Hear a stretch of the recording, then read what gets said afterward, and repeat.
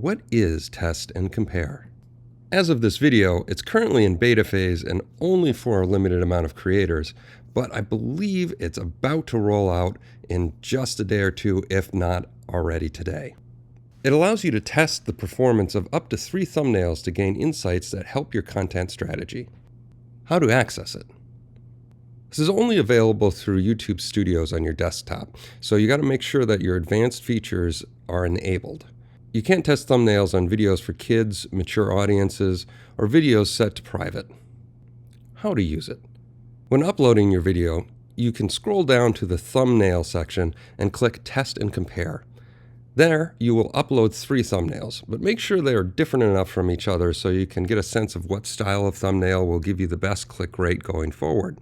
Click Done, and the test will start once your video is published. Test length. Tests can run up to 10 days, but you can stop the test anytime and manually select one of the thumbnails as your video's official thumbnail by selecting Stop and Set. Thumbnail diversity and increased thumbnail impressions will speed up the time it takes to receive the results. Will running this test get me more views? Therein lies the golden question. Short answer? No. Long answer? Yeah, no, yeah. I ran 3 tests for my channel, Look at This Rock. Here, I post a new meme once a week, and every day I post a new rock video for everyone to look at. Check out my channel and hit subscribe if you'd like to help out. So I decided to run the test on one of my meme videos and 2 of my daily videos. Running the test didn't increase the views I typically get or cause YouTube to suggest my videos to more people because I was using the feature. But it did give me some amazing insight into what will increase my view count in the long run. For my meme video, I created 3 different thumbnails, a simple one, a screenshot of the video, and an artsy complex one.